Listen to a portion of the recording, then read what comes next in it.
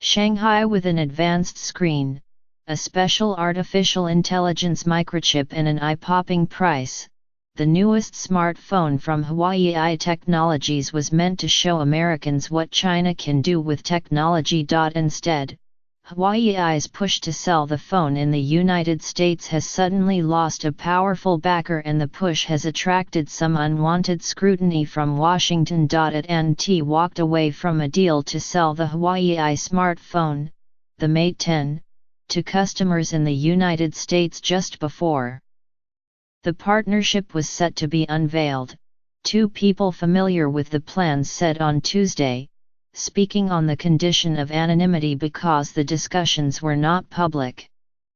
The Wall Street Journal reported earlier that AT&T had changed plans. The reasons that led to AT&T's shift were not entirely clear.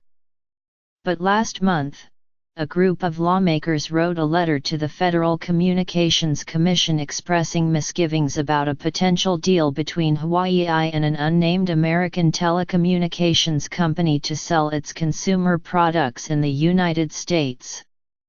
It cited long-standing concerns among some lawmakers about what they said were Huawei's ties to the Chinese government. The letter, which was reviewed by the New York Times, said Congress had long been concerned about Chinese espionage in general, and Huawei's role in that espionage in particular.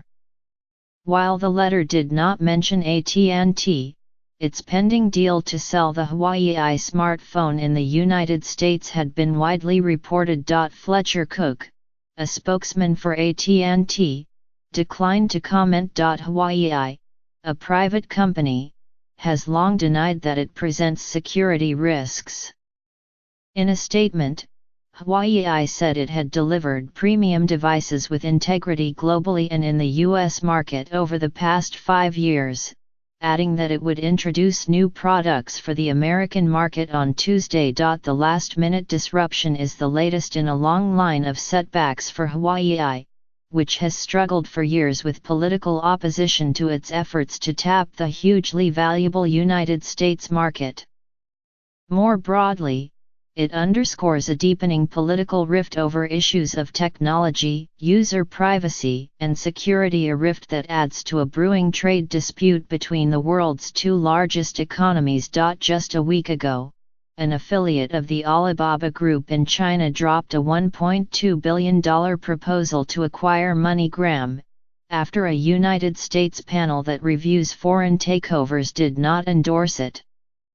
The deal drew heavy criticism from lawmakers over the possibility of Chinese access to American user data, despite assurances from the Chinese company that it would take steps to make the data more secure. AT&T, meanwhile, faces its own challenges in the United States.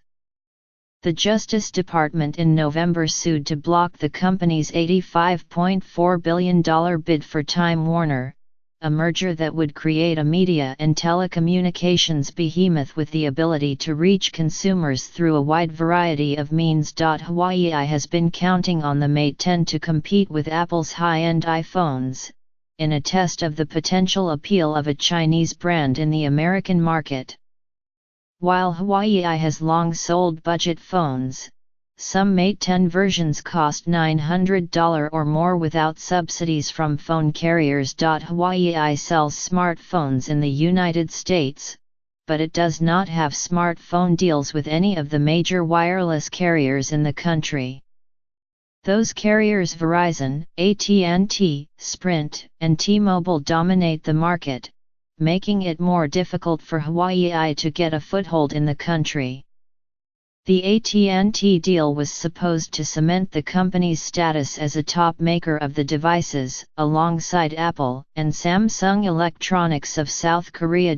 Congressional misgivings about the company's close relationship with the Chinese government have long plagued Huawei.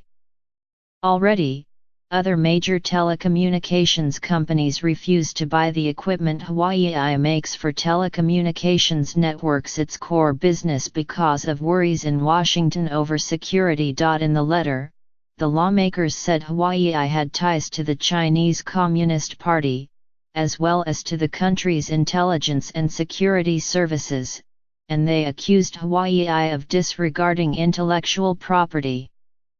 In particular, the letter implies that the deal with AT&T could more firmly establish Huawei phones in the United States, and ultimately open up the possibility of American government officials using them. Analysts said the political opposition to Huawei was not surprising.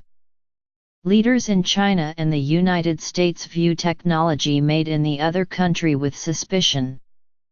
In policy guidance and speeches, Chinese officials have repeatedly called for technology made by American companies to be replaced by locally produced ones.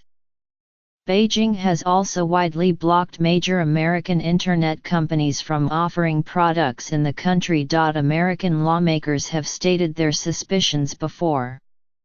In 2012, a House Intelligence Committee report said 2 Chinese companies, including Huawei, were a threat to United States national security. For a Chinese company that has pushed hard to become a recognized multinational player, the setback is only one of many in the United States.